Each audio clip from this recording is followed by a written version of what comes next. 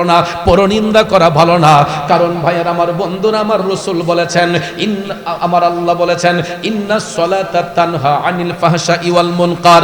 নামাজ কোনো ঠাট্টা মশকরার ইবাদত না। নামাজ এমন একটা ইবাদত, আল্লাহর বান্দাদেরকে অশ্লীল কাজ থেকে, খারাপ কাজ থেকে নামাজ এর মাধ্যমে মুক্ত করা হয়। ঠিক না বেঠিক? ইন্নাস সালাতা তানহা আনিল ফাহশাই ওয়াল মুনকার। নিশ্চয়ই নামাজ অশ্লীল কাজ থেকে, বেহায়াপনা থেকে আল্লাহর বান্দাদেরকে মুক্ত করে আনে। কারণ এই নামাজ কোনো সাধারণ ইবাদত নয়।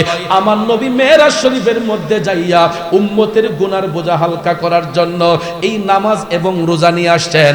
এই জন্য রাসূল বলেছেন, হাসরের ময়দানে আমার আল্লাহ বান্দার কাছ থেকে সবার আগে হিসাব নিব নামাজের।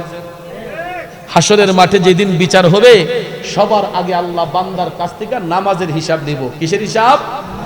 যে তুমি নামাজ পড়ছো কিনা, তুমি যে নবীর উম্মত, আমার হাবিবের উম্মত, তোমার জীবনে তুমি কয় ওয়াক্ত নামাজ পড়েছো। তখন যদি বেনামাজি হয়, ওই বেনামাজিগুলা লজ্জিত হয়ে যাবে। আর নামাজি ব্যক্তি যারা হবে, এদের কপালের মধ্যে নূরে ঝলঝল করবে। নামাজি ব্যক্তিদের কপালের মধ্যে যারা আল্লাহকে সিজদা করেছে, এদের কপাল থেকে ফোকাস লাইটের মতো বের হবে। আপনারা দেখবেন ফোকাস লাইট যেটা জিলজিল করে, দেখতে সুন্দর লাগে না? হাসরের মাঠে কিছু কিছু মানুষের কপালের মধ্যে নূরে ঝলঝল করবে। এরা হচ্ছে মুমিন, এরা নামাজি, এরা লোক দেখানো ইবাদত করে নাই, এরা আল্লাহকে খুশি করার জন্য নামাজ পড়েছে। কারে খুশি করার জন্য? আল্লাহরে খুশি করার জন্য। কিন্তু আমরা দেশে কিছু কিছু নামাজি আছে, মানুষরে দেখাইবার জন্য নামাজি আছে। আসেনি বাজান? কোন বিচার পঞ্চায়েত বইলে যে নামাজটা না পড়লে মানুষে শরম করব যে বেটা মুরব্বী মানুষ নামাজ পড়ে না। এই জন্য দেখবেন ফহর থেকে টুপিলা বার পিনা আয়ো জায়গা বসিল। এরপরে গিয়ে আবার হুজুর টিপ দেখ, হুজুর সুরাটা একটু বাইকটা করে বুঝে। ঠিক না বেটি? হুজুর দোয়াটা একটু শর্ট করে দেয়। এমন আসেনি? ওরে বাগানে বৃক্ষের সীমা নাই, সকল বৃক্ষে আগর চন্দন মিলবে না রে ভাই। ওরে আগর বইলা শেওড়া গাছে কুড়াল খানি ভাঙ্গো না, অজ্ঞানে কি চিমতো পারে আকবরি সোনা।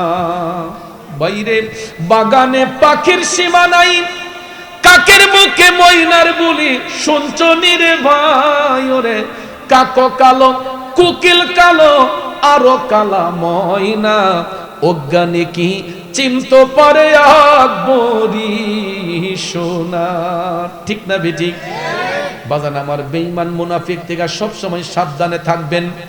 আমার নবী বলছেন, হাসরের মাঠে দুই শ্রেণীর লোকের বিচার হবে সবার আগে। কয় শ্রেণীর? আমার রাসূল মেরাজ সফর করে আয়েশা বলেছেন যে হাসরের ময়দানে দুই শ্রেণীর লোকের বিচার হবে সবার আগে। প্রথম কাতারে থাকবে আলেম, দ্বিতীয় কাতারে থাকবে যারা সমাজ পরিচালনা করে, রাষ্ট্র পরিচালনা করে, সাহেব সর্দার যারা, যারা সমাজে নেতৃত্ব দেয়, বিচার আচার করে। আমার রাসূল বলেছেন দুই শ্রেণীর লোকের বিচার হবে হাসরের মাঠে সবার আগে। প্রথম কাতারে থাকবে আলেম সমাজ, যেই আলেম মিথ্যা কথা বলবে, বানোয়াট কথা বলবে, মানুষকে গুমরাহির দিকে নিবে, পথভ্রষ্ট করবে। এই সমস্ত আলেমদের জিহ্বাকে হাসরের মাঠে অগ্নির কাছে দিয়া কাটা হবে। যেই সাহেব সর্দার ন্যায় বিচার প্রতিষ্ঠা করে নাই, ওই যে ফহট বইরা যা আমি আসি চিন্তা করিস না, আসিনি মোহন তলা দেখি দেখবেন দেলাইছে একটু কাহা আপনি আসেন, যা চিন্তা না হোটেল দা ঘুমাকে, যা না হোটেল দা ঘুমা, আমি আসি। টাকা যখন পকেটে পাইয়া ফেলছে তখন দেখবেন কয় যা তুই চিন্তা করিস না, আমি আসি, দেখাম। কথা কোন ঠিক না বেটি?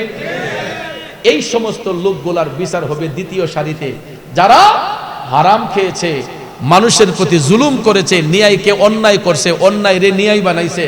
এই সমস্ত ব্যক্তিদের বিচার হবে দ্বিতীয় সারিতে। এই জন্য ভাইয়ের আমার রাসূল মেরাজ শরীফের মাধ্যমে এই দৃশ্যগুলা নিজের চোখ মোবারক দিয়ে দেখে এসে দুনিয়ার মানুষদেরকে অবগত করেছেন, সতর্ক করেছেন। কিন্তু আমরা কি আজও সতর্ক হতে পারছি? এই যে এত বড় বড় মহামারী গেল, করোনা গেল, কয়েকদিন আগে ভূমিকম্প ঢাকা শহর তছনছ হইয়া গেল, কিন্তু আমরা কি একটু ডরাইছি?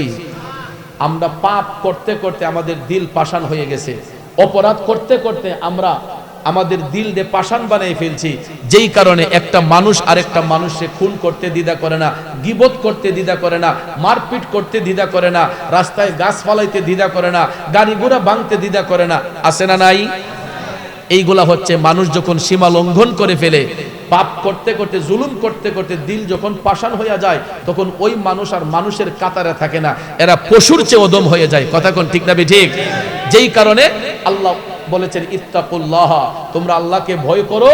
আমার রসুল বলেছেন তোমরা তোমাদের চোখের পানি বিসর্জন দেও, তোমরা হাসবা কম কানবা বেশি। রসুল বলেছেন তোমরা হাসবা কম কানবা বেশি, কারণ হাসির পরিমাণ কম রাখবা, কান্নার পরিমাণ বেশি রাখবা, কারণ বান্দার চোখের পানি আমার আল্লাহর কাছে সবচাইতে বেশি দামি। কিন্তু আমরা এখন ওয়াজ মাহফিলকে একটা ট্রেডিশন বানিয়ে ফেলেছি, যেই হুজুরে হাসাইতে পারে, যেই হুজুরে বেশি মজা করতে পারে, ইলার মাহফিলও লোক বেশি হয়। ওয়াজ মাহফিল কি নাটকের জায়গা? ওয়াজ মাহফিল হচ্ছে হেদায়েতের জায়গা। কথা বলেন তো, দুঃখ লাগে ওই জায়গায়। আজকে এক জায়গায় বসছি, তে কিছু পোলাপান আসছে, এরা বলে মাহফিল করব হুজুর আইনা।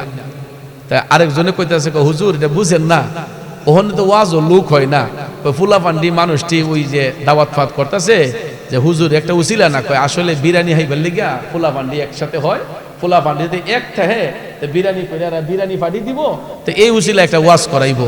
আপনারা বলেন এই মাহফিলের মধ্যে কি বিন্দু মাত্র সোয়াব হইব? হুজুর সোয়াব হবে? কারণ এদের উদ্দেশ্য, এদের খুলুসিয়ত আল্লাহ পাবার জন্য নয়, এদের উদ্দেশ্য হচ্ছে বিরিয়ানি খাওয়ার জন্য। হেদায়েতের যতক্ষণ মাহফিল না হবে ততক্ষণ পর্যন্ত ওই মাহফিল দিয়া আপনার শান্তি আসবে না। কথা কোন ঠিক না ঠিক? যেমন আজকেও আমার লাফান এরা যদি মাহফিল করে হেদায়েতের জন্য, আলহামদুলিল্লাহ,